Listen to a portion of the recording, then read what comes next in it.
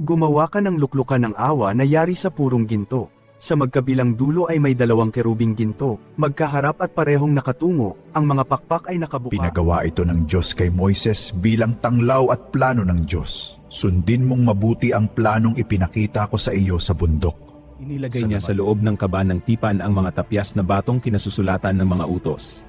Isinuot niya sa mga argolya ng kaban ang mga pasanan at ipinatong ang luklukan ng awa sa At sa ibabaw ng kaban ay may mga kerubin na nagpapakitang naroon ang Diyos. Nalililiman ng mga pakpak. Ilagay niya sa loob ng kaban ng tipan ang mga tapyas na batong kinasusulatan ng mga utos. Isinuot sa mga argolya ng kaban ang mga pasanan at ipinatong ang luklukan ng awa. Siya ang Panginoong Hesukristo, ang luklukan ng awa. Sa Kanya, bumabagsak ang liwanag ng kapatawaran at mula sa Kanya, dumadaloy ang walang hanggang pag-ibig. Lumapit tayo ng may tiwala. Ito ang tinutukoy ko noong kasama pa ninyo ako. Dapat matupad ang lahat ng nasusulat tungkol sa akin sa kautusan ni Moises, sa aklat ng mga ni Moises, sa aklat ng mga propeta, at sa aklat ng mga awit. Doon nakasulat ang patungkol sa kanya, ang inaasam na Mesiyas. Ang salita ay Nalalaman ko pong darating ang Mesiyas, ang tinatawag na Kristo. Pagdating niya, siya ang magpapahayag sa amin ng lahat ng bagay. Akong kausap mo ngayon ang iyong tinutukoy. Panginoon, Di ba kabilang tayo sa kanyang mga tinawag, hindi lamang mula sa mga Judyo, kundi mula rin sa mga Hentil. Tunay na tayo'y iisa sa kanyang Ulo ng katawan, ang simula, ang bagong tao na nilalang ng Diyos.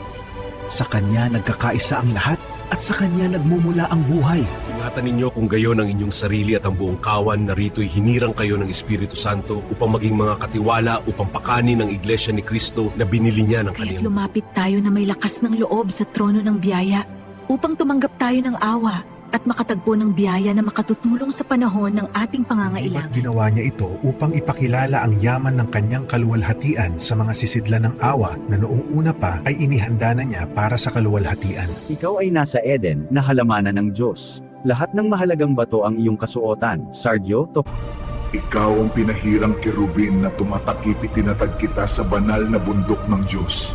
Nagpanhik at nanaog ka sa gitna ng mga batong. Ikaw ay sakdal sa iyong mga lakad mula sa araw na ikaw ay nalalang, hanggang sa ang kalikuan ay nasumpungan. Ano't ang tapat na bayan ay naging tila patutot, nung una, siya'y puspos ng kahatulan katuwiran ay tumatahan sa kanya.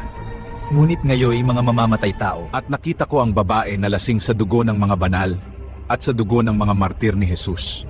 At sa kaniyang noo ay nakasulat ang isang pangalan, Hiwaga, Dakilang Babilonya, ina ng mga Sapagkat siya'y sumasalangsang at nagmamataas laban sa lahat na tinatawag na Diyos o sinasamba, kaya't nauupo siya sa templo ng Diyos at itinataas ang sarili na para Vicarius Filii Dei. Dei, Diyos.